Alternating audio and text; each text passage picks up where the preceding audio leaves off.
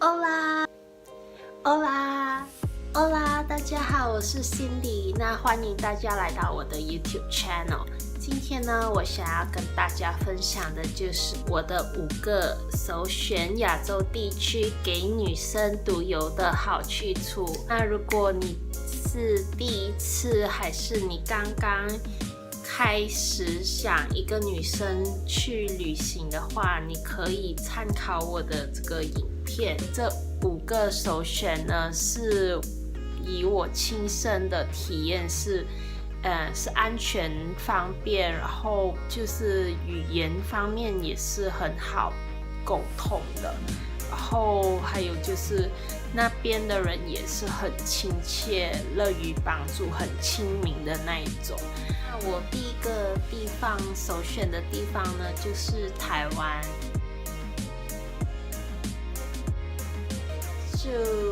我去那里环岛2个星期左右，然后我觉得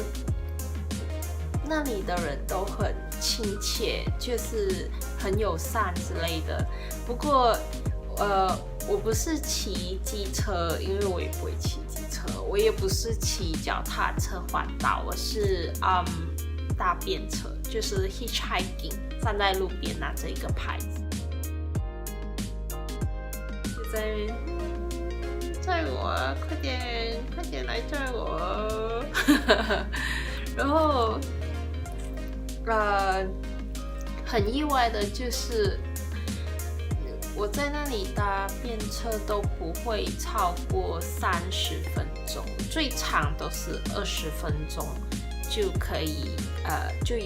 就有人会停下车，或者是那个人会特地兜一个圈，然后来载我这样子。我觉得他们真的是很棒。我觉得那里的人都很亲切，就是不管是比较年轻一辈的，或者是比较老一辈，就比较年长一辈的人呢，都是很友善的。除了这些之外呢，我觉得都非常安全的。如果好像我一个人走在台东，要去我的couchsurfing屋主的家的时候，马路都是冷清清，就是没有人的，我感觉到好像无人的城市的感觉。完了，我还是觉得很饿，所以就走到附近的 Family Mart 的那里买食物，还是觉得就是不会好像有人会跟踪你啊之类的，所以我觉得那里的治安是算 OK 的地方呢。我想讲的就是越南。那里除了你要自己知道要怎样自己判断过马路之外呢，其实其他方面都是算很安全的。那几天的经验，我是觉得很方便。然后我这次去越南呢，我是住 hostel 的，然后 hostel 不是在背包街的不是在那一条街，就是在比较里面一个小巷子走进去，就是人家住宅区的那一种。然后我好像会有一种迷路的感觉，当我要出门的那个时候，觉得我要向右走还是要向左走？那个时候我左右走了一下子，又觉得好像走不对了，好像走不出那个巷子的感觉。然后呢，就有一个比较老的阿嬷，她呢真的是很乐于助人就是人很好啦。我就跟着她只跟讲，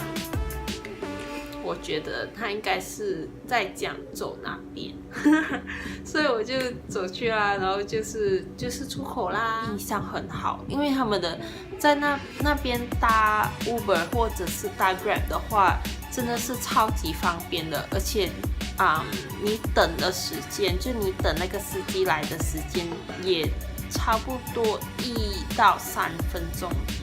之内，他们就会到。我看到很多女生也在那里自己一个人旅行，然后就在宿舍啊认识到一些roommate 啊，然后我们可以一起出去的那种。我也是，我是算是第一次，是第2次住 hostel， 因为我通常旅行呢都是去考 surfing。好，那第3就是巴厘岛。我觉得巴厘岛安全，是因为我真的是去年我去巴厘岛，然后我一个女生在那里走在大街小巷都不会觉得危险，就不会有那种压迫的感觉。你知道一些国家一些旅游地点啊，如果你走进去他们的小巷，你就会有一种很担心的那一种，很担心突然间有人来抢你啊，还是有人来怎样对你怎么样之类的。村子就整个岛，你可以感觉到他们的人都很和谐，就很和平。虽然说大家都说巴厘岛很多游客啊，不喜欢吵吵闹闹的地方啊，但是我觉得不会很吵啊。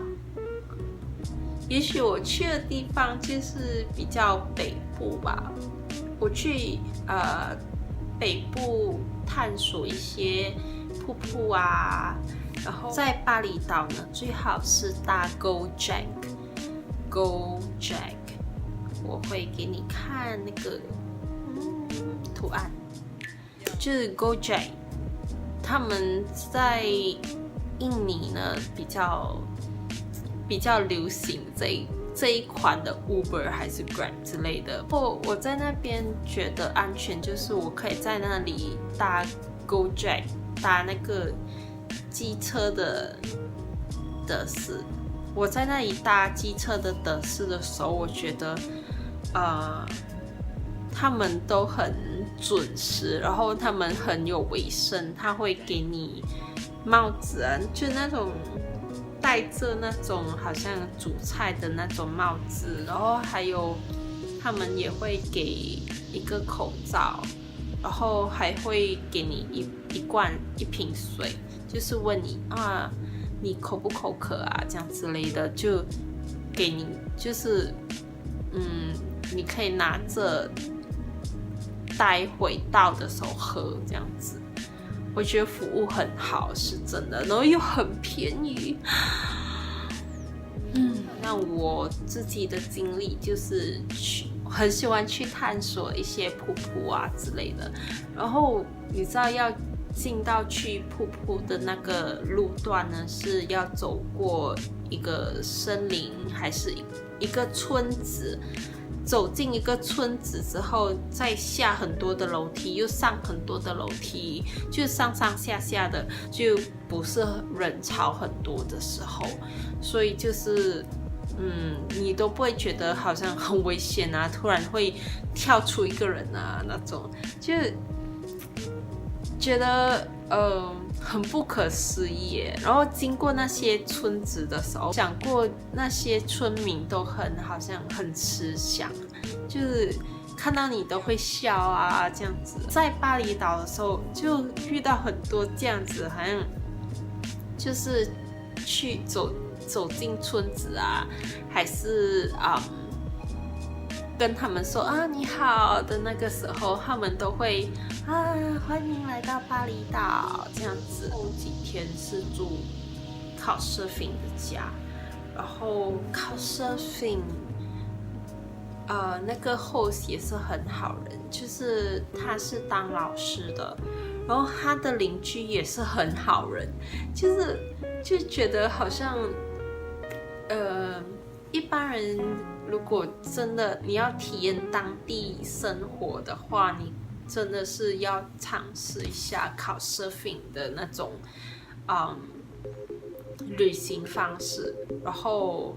你才能体验到你体会到当地人是不是真的很亲切。为什么我会觉得他的邻居也很亲民呢？就是因为他知道我是外国人之后呢，他就会送水果啊，然后送吃的啊，就给我吃这样子。他说你知道吗？这个水果你一定要吃，因为这是当地很有名的。然后它是那个蛇皮果嘛，好像是 snake skin fruit。那还有一个重点我想提到的就是，如果你在巴厘岛想去逛逛啊，是什么的话，就是你逛了你没有买，就那个价钱不合你嘛，然后你没有买，通常人家如果你看了之后你没有买，他们就会摆个臭脸给你看啊。但是在巴厘岛他们不会，他们还会那再看看其他家有没有你想找的。他们是那种不会想自己只是想赚自己的生意的那一种，就他还会推荐你去那一间啊，去这一间啊，还是隔壁的邻居看他们能不能帮到你之类的。然后就是觉得这一点真是让我很 impress， 就是让我很觉得哇，怎么会有这样子的商人，真的是很稀见。那来到第四个首选呢，就是日本。真的让我觉得我需要问路的话，他们都很乐意帮我，就会好像很想听清楚你在讲什么，然后帮你找路之类的。然后我不敢讲其他日本的地区是不是也这样安全，是因为他跟我说他在火车站那里问路，然后他问路的时候，那些人是很不耐烦，就是不是很不耐烦，就是很不想要，就被他好像拦住之类的。也许他们很忙工作吧，但是他跟我说他的经验就是不好，就是他的经验就是他不觉得在日本的所有人都是很细心，很想要停下脚步听你讲什么的那种。我会选择日本，原因是因为那里的人很有趣。觉得最后一个，我觉得安全又其实这个地方我不是觉得很安全，但是我觉得很方便。那个地方呢是两个地方，一个是新加坡，另外一个是香港。这两个地方算是大城市吧。女生要去旅行，如果第一次的话，我会真的是会选择一个很方便的地方，就是香港和新加坡。说实话的，我第一次一个人背包旅行就是去了香港。虽然我会广东话，但是还是有分别吧。然后而且我第一次，你知道第一次旅行就是会很乱啊，会很紧张，很兴奋，很不知道自己要怎么负责这个行程啊之类的。然后我选择香港，其实我也是只是因为觉得哇，在电视上看到那些食物很好吃，好像很方便耶，搭那个地铁什么都能去到很多地方，哇，很有艺术系的地方，所以我就选择了去香港。他们乐于帮助外国人，如果你有问题，然后你问他，Could you help me？ 然后他就，Oh yes。他们就会觉得既然你是外国人，然后你是讲英文的，那我应该帮助你。他们如果有香港人在看这个影片的话，很抱歉，这个是我个人的经验，我不是要针对香港人而讲批评你们什么什么的，这是我个人纯粹个人的经验，觉得我自己去那边一个人旅行的经验是这样子。我第一天晚上的时候就去便利商店买东西嘛，然后我用了中文，他就直接说自己找啊，你不会看吗？就态度是这样子，你知道吗？然后我用英文的时候，他说 Oh yes, we do have. Let me show you. 就是你可以看得出那种态度。选择新加坡呢，也是因为交通方便啊，可以搭巴士，也很便宜，然后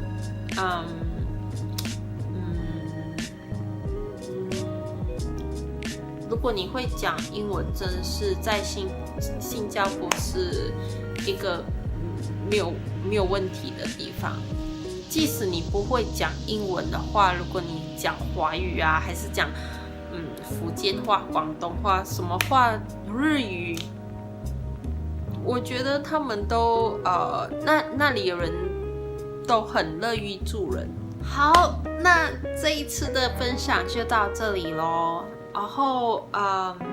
这个影片呢，纯粹就是我个人的经验分享而已。然后希望你们可以参考，然后也可以留言给我知道你们第一次一个人旅行的经验是怎么样，还有去了什么地方，因为我真的很想要知道其他人的经验是什么样的。说回重点，就是我会遭遇到的事情不代表大家都会遇到同样的事情，可能你觉得不安全，但是我觉得安全的地方。然后还有的就是，如果我有讲，如果大家觉得我讲的不对的话，那真的是请多多包涵。好咯，真的要说再见了，再见 ，Adios。